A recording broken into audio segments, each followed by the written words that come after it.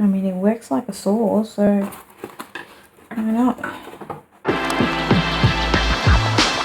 Hey, what is happening everyone? Ray here again, welcome back. Today we're creating a tribal necklace. We'll be using some natural and organically inspired elements which will help us make a connection and bring the outdoors in.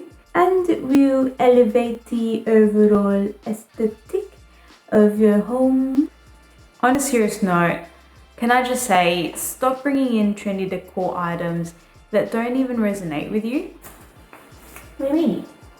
For example, I love a home that feels like I've been transported to a mishmash of inland, beachy, tropical holiday. And I know that by visiting several display homes and seeing varying interior design styles and taking note of the elements from each particular style, that spoke to me. From that, I learned that I like wood elements, that I also like metal elements, in particular warm metals like bronze, brass, copper, or gold. I also learned that while I like symmetry and sharp lines, I like to contrast that with curves and organic shapes. Some people may feel differently. Some people like to come home to a place that feels like a luxury hotel. It just varies for every individual, but this is how I learned about my own taste, and I digress. So here's what we'll do. We'll try and bring together all these elements that I mentioned earlier, so put it all together into a tribal necklace and see how we go. To begin with, I just cut a small piece off of my air dry clay. I'm going for something that looks like driftwood or stone, or just something that you may find by the shore. You can definitely mold it to any shape you prefer.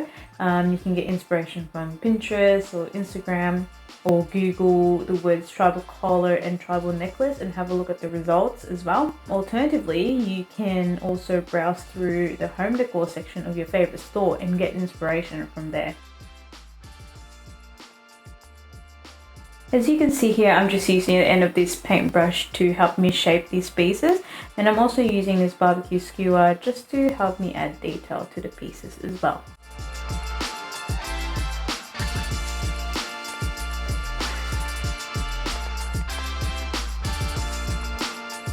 Okay, so here they are.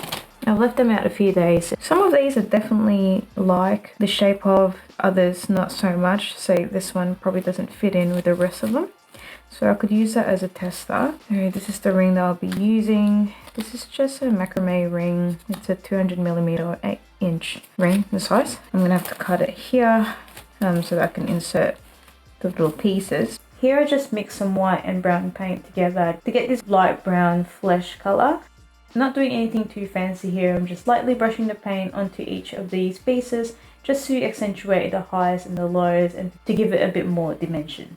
Oh my god. Okay, this here was probably the most time consuming part of this project. As you can see here, I've used several types of pliers. I even tried to heat it up with this candle here, and then it didn't fit through the hole, so that was a big waste of time. And so I just heated the part to weaken where the joint was, and I eventually managed to cut it, but my goodness, that took at least almost 20 minutes. Anyway, moving on. I've then had to drill larger holes onto each of the pieces because the ring didn't fit, but that was pretty straightforward. Then I just arranged the pieces in the order that I wanted them inserted through the hoop. Then put each of the pieces through. And that's it, it's time to build the stand. I was going to use this scrap of wood to make a base, but I found this. It was cracked on the bottom. It is an old chopping board, but I think it'll work. So I glued it together, waiting for it to dry. And then these dowels, also waiting for it to dry. So what I was going to do is I might just sand that, maybe stain it, drill a hole there, put the dowels in, and then hang the necklace on top. We'll see how we go.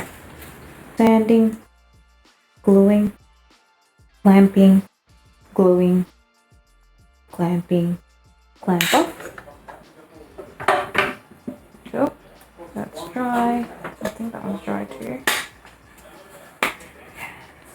Sanding, more sanding, manual sanding, drilling, drilling. Successfully attach the dowels together and quietly celebrate. Oh my god. to avoid splinters when you're cutting wood is by applying tape first before cutting it. That way the wood grains stay in place, and after cutting they remain intact once you remove the tape. It's quite late at night, and here in Victoria we have noise restrictions, so I can't power up any power tools. I can't find my handsaw, and so I thought, you know what, I found this cling wrap box amongst my tools. I mean, it works like a saw, so why not? I'm just smoothing the dowels now. I've just added an extra little piece in the end there. That way when the necklace is hung up, it doesn't fall off the stand. Here I'm just mixing wood glue and sawdust to fill in the holes, and also to glue the dowel onto the stand. Make sure it's straight and level. Again, we're sanding, just the final touches now before we start staining. I don't have any wood stain on hand at the moment, but I thought I'd use acrylic and just rub it on like stain, and that should do the trick.